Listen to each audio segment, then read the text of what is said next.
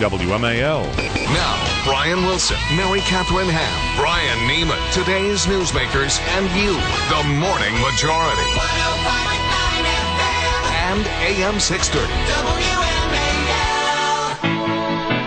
WMAL. 6:07 on the Morning Majority. Brian Wilson, Mary Catherine Ham here.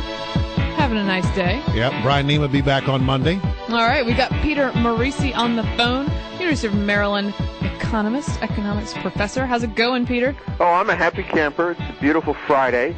Going to New York next week to film for the copiers that everyone should buy, but we won't plug them here for free on the radio. All right, okay. But we will check it out. I'd love to see another Well, round it'll be a of few months commercials. before that one hits the screen, but All we are right. filming, because it takes a couple of months to produce an ad, but we are doing our first filming on Tuesday in Sweet. Brooklyn, New York. All right, I'm going to check The them out. Hollywood of the when East. they hit the airwaves, I'll be there. Okay. Let me ask you about oil prices. There's a lot of talk in the gas price discussion about what causes this, and people want to go after the oil companies. They want to go after speculators. What's your take when you explain it to people? Well, What it's is a it? combination of bad policies. For one, not dealing with Iran decisively, so there is a lot of speculation, which is a well-grounded speculation. You know, Right. people are fearful there won't be enough oil, so they buy in the futures market at a premium price. That there is nothing wrong with that. President Obama likes to essentially lambaste people for buying insurance. I guess he thinks homeowners should not have insurance against fire. The other thing, though, is that the U.S. market is somewhat independent, not completely, but somewhat more independent than he gives credit from the global market. If we produced more oil here and used the refinery space that is closing down, Right. we could have somewhat lower oil prices and somewhat lower gas prices. Drilling in America would make a difference. All right. But isn't it true that we haven't built a refinery in this country in like 30 years? Yes, that's true, actually. I think that the oldest refinery is younger than me or something like that. Wow. You know, I mean, and that's really like, you know, me and Methuselah. But we've been adding to capacity over the years as we needed to. But in recent years, gasoline consumption in the United States has been flat. It's not a refinery problem. It's a crude throughput problem.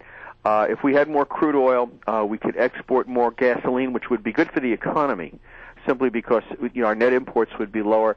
But we could also, tweak the domestic market a bit and, come up with 20 cents a gallon. I mean, we're still going to be, a lot higher than we were 2 years ago, but we wouldn't be as high as we are. So you say it's a crude throughput problem. Would that be made easier if we had the XL pipeline in Oh, place? absolutely. I mean, this is the peak of, folly not to be bringing that good Canadian oil down here. Because after all, when the Canadians sell us oil, what do? They have money, right? They Right. turn around and buy Fords. When the, what does Iran do when it sells oil? It makes trouble. Yeah. They don't spend the money here. That's the problem.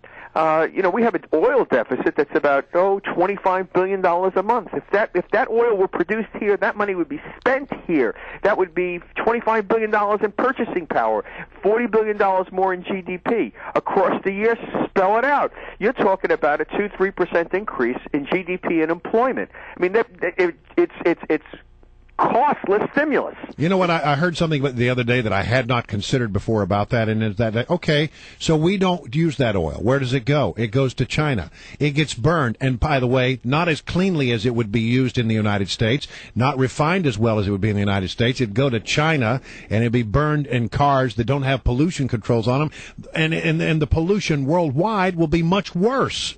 And yet it's the environmentalists who believe that we shouldn't have this pipeline because they don't want the United States to have that oil. Well, it's really dumb to think that we're going to drive less because we don't have the pipeline or we don't drill here. All we're doing is sending the industry and the development of oil abroad. When you drill for oil in the third world, the environmental controls are not as good as they are here. I mean, BP was an aberration, a terrible one, but most companies are very responsible. Let them drill. Open up the Gulf completely.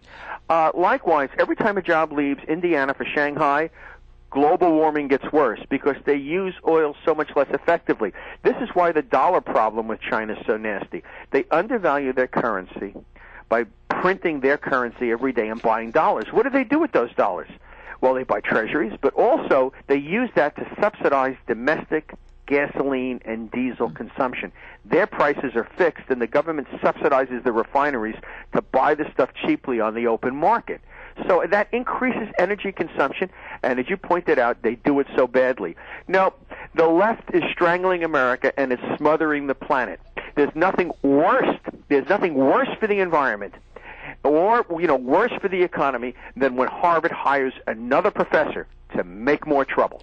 I mean, really, if you want to go right to the root cause problem, okay? You've got to go back to the people who are responsible for this policy. I mean, Barack Obama is like a frat guy. He's nostrums and platitudes. He gets those from someplace. It's called the Charles River. Well, let me ask you about one of the great intellectuals in the administration. So we're at $4 gas right now. It's likely to go up over the summer. Obviously not good for economic growth. But on the other hand, you have Energy Secretary Chue saying to a Senate committee or a congressional committee, listen, it's not our goal to bring prices down. It's our goal to get America off oil. How does Barack Obama square these two? Clearly, it's not good politically for him if he slows down economic growth. Well, when you listen to Secretary Chue, you're really listening to the man who makes energy policy in America, and he's someone who has no understanding of economics. He invested in 13 solar energy projects, alternative energy projects, which a bond rating agency rated as C, which means they had a 70% chance of bankruptcy. I mean, he needs to be put on an allowance, like $10 a week, so we can teach him how to budget and spend money and, what money looks like and things like that. I mean, he's an example of they can give Nobel Prizes to people with absolutely silo knowledge. He knows about one thing really, really well, the economy. He knows zilch. That policy is strangling the U.S. economy if other economies aren't operating on the same premise, aka China. Look what's happening in Japan. The only real domestic source of energy they have is nuclear. And because of the earthquake, they're shutting it down. Right. It's absolutely strangling Japan to switch over to importing natural gas because it's terribly expensive for them to buy that because it has to be liquefied before it's sent. No, Mr. Chue is pursuing an energy policy that is strangling the U.S. economy. He is Class A example number one of why you don't bring Ivy League professors to Washington to fix anything. All they're really good at is whining and crying and carrying on about why American middle class has the wrong values. They are the ultimate elitists. They're living on dead people's money up there. All right, very quickly, the Dow. Don't get me wrong. If my kid got into Harvard, I'd have to send him. Because after all, he'd have a job for life. It's the greatest sinecure in the world is a Harvard diploma. All right, on another point, very quickly, because our time's running down, the Dow. It is just a short of 13,000 right now. It did go through the 13,000 market barrier, psychological barrier. How does the Dow look? Well, the Dow looks a little pricey to me if the U.S. economy is going to grow at 2% this year, the way many economists were predicting on January 1. If the economy is growing a little faster, like Hilsenrath said this morning in the Wall Street Journal, then it's possible to sustain that and go up further. My feeling is that the assessments that say that we're going to grow at 3% are a little bit dilettantic, as was his article and many of the articles that are out there saying that we're growing faster. The hard numbers don't say that. Only the sentiment numbers, like how do you feel, consumers? Oh, I feel great. Are they spending any money? Real consumer spending was flat in November, December, and January. We don't have February numbers then. It was zero. It didn't gain an oot. I mean, they're basically Americans are willing to spend more on cars because that's a 3-year commitment, but they're not really willing to buy houses. Most of the new home construction is multifamily units, as young people, correctly so, are saying, I'm going to rent because, my job might not last more than 2 years.